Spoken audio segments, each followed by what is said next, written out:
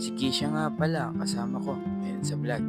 At dumaan muna kami dito sa isang kainan bago kami pumunta sa aming paroroonan. Napagpasyahan pala namin pumunta sa isang ilog para makapag-relax. Ito pala ang first time namin mag-ilog ng kaming dalawa lang. At ito naman ang first time ko na siya ang kasama ko sa vlog. At masaya ako dito na pumayag siya. Madami na rin kami nadaanan ditong ilog. Kaso punong-puno ito ng mga tao. Kaya napagpasyahan namin na humanap pa ng iba. Tumigil muna kami saglit dito sa isang ilog na spot. Tingin-tingin ng mga tanaw at nagpahinga saglit. At tuloy-tuloy na ulit kami bumiyahe. And finally, nakarating na rin kami. At kitang-kita naman ang mga ngiti sa mga mukha namin. Dahil sa natagpuan namin yung spot. At naghanap muna kami dito na isang pwesto na wala masyadong tao para masulit namin ang pagre-relax sa ilog.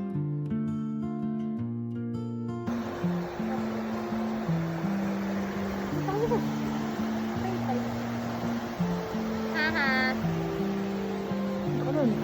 At sa moment na to, pumunta na agad talaga si Kisha para maramdaman niya kung gaano kalamig ang tubig.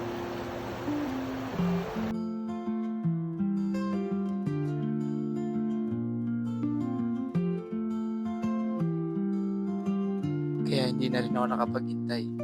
Kaya sinubukan ko na din.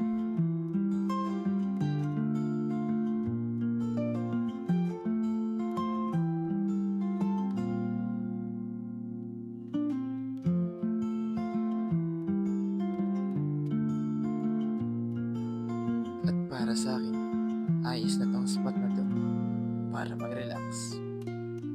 At talagang sinusulit namin ang mga oras na kaming dalawa lang dito upang damhin ang presensya ng kalikasan.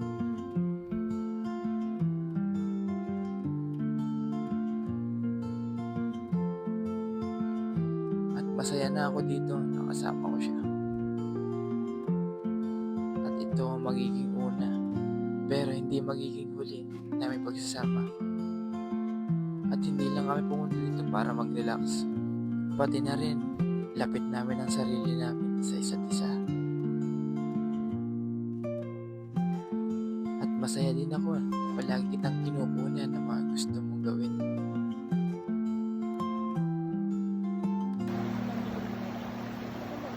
At dito na rin kami uuwi. At dito na natatapos ang first vlog namin. Surat dyan. Surat.